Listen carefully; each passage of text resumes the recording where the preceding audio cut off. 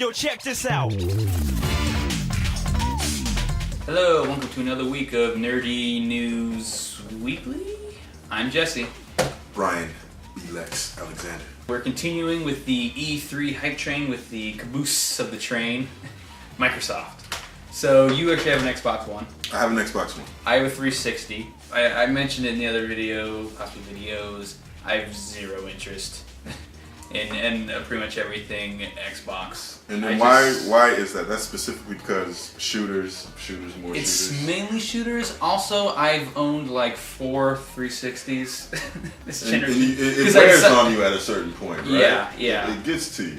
Yeah, so it's just like, and there's nothing. The Kinect was stupid. They're giving me nothing here. And the whole, when they unveiled it, you had to go online, all the online restrictions, which they did cut, but in my opinion, too little too late. It's too late. You tried to do that. And in all honesty, I'm 100% sure Sony was going to do the exact same thing. But they let Microsoft announce it first, and they're like, oh, we're not doing that. We never were going to do that. And then we're going to make fun of Xbox for trying to do that. Which is kind of messed up in some way, but whatever. They were smart enough not to go first. Of the 3 main consoles, I know everyone's saying like, Nintendo's doing the worst. It's actually Microsoft. There's worldwide, they've only sold I think 3 million Xbox Ones, something like that. The reason for that is one, only America buys Xboxes. Around the world, no one really buys them. But here in America, it's fairly big. I mean, it's outselling the Wii U, and honestly, along the same timeline, it is doing better than the Wii U did at the same point in time. But right now, it's also evident the fact that they're cutting the Kinect. So why don't you, Yeah, that was sort of the big news we got as Xbox fans last month when Microsoft made the announcement. They made 2 announcements. One, that they're going to be offering a new bundle that is Kinectless. So that will be actually launching this month, I believe.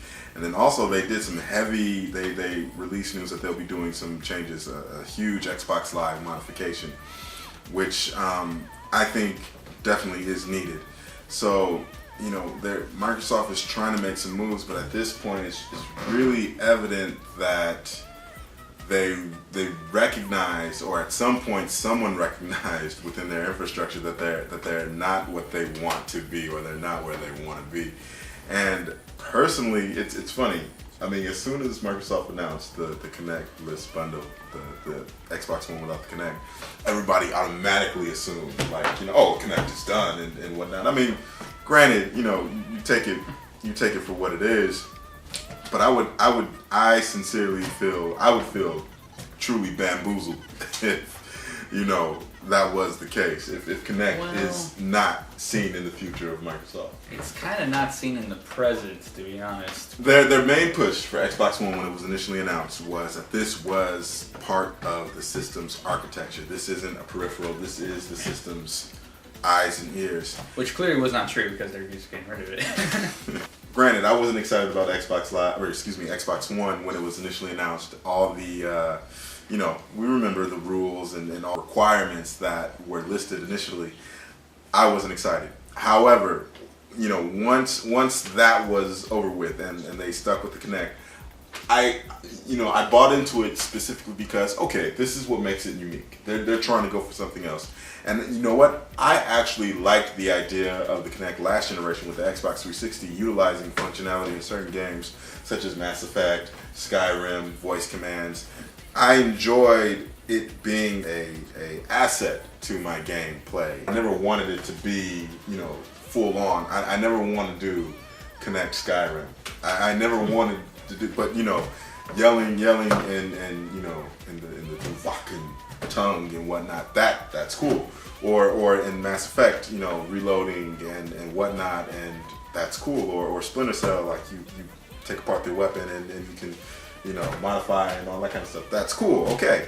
I wanted more of that expansion. I wanted more of that expansion in terms of games seriously utilizing Kinect features and Kinect being built upon, like better voice recognition, better movement facial recognition, and hopefully implemented into these games. So I feel like now Microsoft is really just wanting to do what Sony did. Yeah, trying to do what Nintendo did wasn't working out, so now they're going to do. And I mean, Sony. you know, say what you want about the Wii U, but at the very least, Nintendo stood by it. Yeah. You They're know what I pushing, mean? and they're adding to it. It's not like it's. I mean, if could you imagine how catastrophic it would have been if Nintendo would have been like, okay, you know, here's the Wii U without the gamepad. Yeah. We were wrong. I mean, at the very least, you know, there's conviction. Stand by your product. And Microsoft, I mean, they apparently, I hope to see more of Kinect in the future. Let's just put it like that. I don't care. I tried Kinect. I could not get it to work. And I mean, it took me like an hour to figure out what new technology. What new technology is going to work from the beginning? I mean, you know, you can't fly into flying. This is the second generation of it, right? So you know, it's coming along. It's building up. It was building up steam. Nowhere near perfect. I'll admit that. Nowhere near perfect. Very frustrating. But I mean, you know, you work with it, and it's not going to get any better now. Now it's going to stay. Yeah, it's going to be stagnant or get worse. Exactly. So that's kind of, you know, the kick in the pants for myself in terms of the direction that the Xbox One is going in. But aside from that, the Xbox Live modifications, basically Microsoft is cutting all the features that Xbox Live users are paying for that they can get free elsewhere. This includes Netflix, Hulu, all these apps. So there's going to be that's cut, and then Microsoft is implementing, very similar to PlayStation Plus, a game library acquisition or initiative where gamers can download, you know, the free game of the month for Xbox One. However, what I find interesting is the Xbox 360 currently has this system. However, the main difference is once you download it, it's yours. It is specifically locked to your account. So I think that's awesome. Now, what PlayStation Plus does is you only have access to our games as long as you are a subscriber. Xbox One will be doing the same thing. You only have access to these games as long as you're a subscriber. So I'm not necessarily feeling that. That's just, you know, again. Yeah, it's not, at that point, technically it's not free, it's infinity dollars. Yeah, basically. So there's that, and I'm actually curious about some more updates in terms of what Xbox Live will be doing with the dashboard, or excuse me, Xbox One will be doing with the dash and just the interface. Just because as a gamer, I want my system tuned to games. I want to know about game news, game videos, trailers, demos, specifically. With a huge event like E3 coming up, I remember one of the best things we loved about Xbox Live when 360 first launched was there was this huge E3 coverage via Xbox Live on, you know, our 360s, and we were there watching it, and then like I even remember the Lost Planet demo became available. Yeah, right away. Right away after seeing the trailer. I want more of that synergy, some more of that, you know, connectivity instead of just, you know, games, music, videos. I don't watch movies on my Xbox. I don't listen to music. I mean, I would like to stream my game playing music on there, but aside from that, I'm not going to that to look at movies, to look at TV. I want to tune my Xbox to me and have these games and demos available, so I think Microsoft would do very well to heed that. And where are the demos on Xbox One? I don't understand I mean, maybe because it's a new generation and it's early, but you know, if I see one more Lego game go up as a demo, I'm gonna be upset. Really? Yeah. So there's like no demos other than Lego games?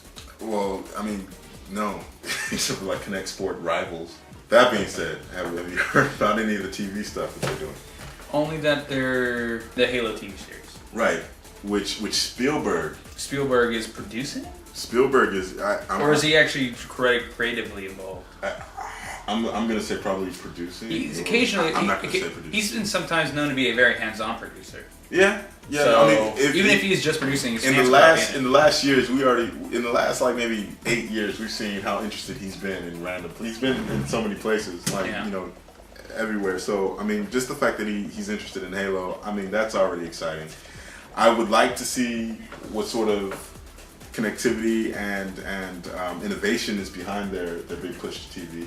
But we know about another project by Remedy. Have another title, Quantum Break, that was announced with Xbox Quantum One. Break's the one I was thinking. So Quantum Break, I am curious about, but it just seems so like it's in its R&D phase. It still seems so far off. So I would love to see some more on it, but you know, like we said in the last video, like I'm not, you know, no, I'm not. I'm not opening up to that yet. Halo 5 was confirmed as coming. Right. And well, technically they confirmed it when they confirmed 4, but yeah. And they said a new trilogy's coming. True. Trilogy implies 2 more. However, I do feel like it may have happened a little prematurely, just because you know, as soon as it was announced, it was just announced. We already know it's not coming out until 2015. But however, IGN ran a quote from Frank O'Connor, basically bashing our culture's need for spoilers. We surround ourselves with so much of the information that we love and that we're into this stuff. We all love it, but at the same time, we have those who, you know, want to, you know, get it out there. They don't care. They're not considerate, what have you. But Frank O'Connor was basically saying that, you know, spoilers or just, you know, breaking the glass on a title, an unreleased title, is usually taken out of context, and all it really does is just kind of messes things up for the fans, and just for the sake of getting it out there, to get it out there. And I agree. It's lame that we're hearing about Halo 5 and that potentially we'll see some E3 stuff, and it's not even coming out until 2015. Like I get needing to hype it up and get it out there, but Halo is Halo. Yeah. Come on, like. I'm gonna be mad if I see something awesome and I know it's not coming out until 2015. That's, you know, save that for next year's E3. A few key notes that should maybe make Microsoft's press conferences. Gears of War, now a Microsoft property. I know everybody's pretty much curious to see what they will do with it, how they'll retune and reconfigure it. And I'll just say, if it's anything on par with what 343 did with Halo 4. I'm curious to see what Twisted Pixel does and Rare. Yeah, I want to talk about Rare. So Rare's done. Don't care about Rare anymore. But their IPs are still very good. I mean, Rare's a shell of what it once was. They wouldn't even let them touch Killer Instinct. They let Double Helix do it, which up until like Killer Instinct and Striders sucked. I mean, they made all those crappy Silent Hill games and some other like licensed stuff. But then, like, yeah, they got to do Killer Instinct, and I know some people who, you know, in there kind of, and they were worried about it at first, but, you know, right before launch, they pulled it together, free-to-play Killer Instinct fighting game, and, you know, it's great for the Rare fans. So I really want them to do that with the other Rare franchises. You know, give us a new Banjo-Kazooie, you know? I was just thinking about that. I want to play that again. Get like Big Red Button or something. I mean, they seem to be able to pulling off Sonic fairly well. You let them do like Banjo-Kazooie or equivalent. Just, you know, a new Perfect Dark with actually like, you know, candidate to like a Halo team or something. I don't know. It might be a little too soon for Perfect Dark, just because I don't think everybody got a 0 out of their mouths yet. The taste of 0 out of their mouths. You remember that? Or even more than that, Battletoads. Everyone's always joking about Battletoads. Yeah, no, agreed. Actually make Battletoads and see what happens. Yeah, agreed. Do you remember that Banjo-Kazooie game that they did release, Nuts and Bolts? Yeah, that was awful. That was, yeah. It was god-awful. I just, you know, they focused on building Cart building. Yeah, and there was like little to no platforming. Yeah, just, you use the Rare properties. That's all I'm saying. So basically, what does Microsoft need to do, in your opinion, to win E3? Once again, I don't think you can actually win E3, but let's just say that you can. What do they need to do? Personally, what Microsoft needs to do is just kind of have a solid plan in terms of its other properties, Xbox Live, and where they're going. I want to see a clear path in terms of, you know, what I said earlier about users who want to be about games and all that. If they can kind of, you know, retrofit that to us, I think that'll be awesome. But more specifically, games. If Quantum Break or something was, you know, a little bit more solid and presentable. Gears, showing off some Gears, something. Well, for me, Microsoft's current path right now is I don't need one. Why do I need an Xbox One? If I get a PS4 and I have Steam, why do I really need like Gears? I don't. One game isn't enough, unless it's like Kingdom Hearts or something. But it's not, because that's also gonna be a PS4. Like I said, there are a few games. Everyone has their games where it's like, well, if that one game's come to that console, that means I have to get that console. And for me, none of that's on an Xbox. So, what do they need to do to in my opinion, win? Banjo-Kazooie and maybe Battletoads. I still won't get an Xbox One though. Even if they do that, I'll just go to your house and play. Well, I mean, and you're always welcome. But it will be also, I mean, here's the dream. I mean, you know, just hearing you speak real quick. Ken Levine and company kind of left 2K, or not 2K, but Irrational Games kind of, you know, broke down, and they want to go the smaller developer route. 2K still owns the rights, and of course the BioShock universe. Right. If Microsoft can kind of tap that, it's like we want to give BioShock a home. Like really latch onto it and make an exclusive, that would probably suck because I love BioShock. I never actually played the second one, though I heard it was better than the first one. And you know, it was you should play it. Behind it. You should play it. So you really should play I have confidence that they could keep the series going pretty well. I don't know if they can tap into the same awesome story, but gameplay wise, I think they could probably make it a little tighter, a little better. If they make an exclusive, I'll just no, I think they may get you. Dang it! I think they may get you. Sucks. I'll hope that someday they'll buckle. Last closing comments. Just in terms of Microsoft, they need to do what they did last generation and what Sony is doing now. 360 was amazing at getting some awesome talent on that console, and I think Xbox One needs to, you know, kind of that whole vision of trying to be the all-in-one, everything is here. Get talent on that console. We need to get some awesome talent on that console, and I think that's should be their main priority. Also, one last thing: Xbox One is a worse name than Wii U. I'm just gonna say that. It is so. For the first year, I kept accidentally saying Xbox One when I meant Xbox Original.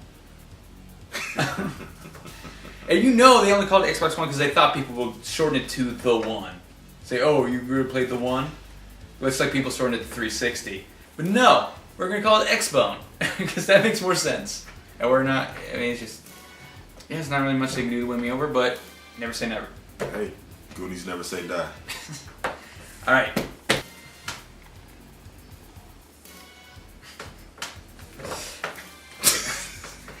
The end.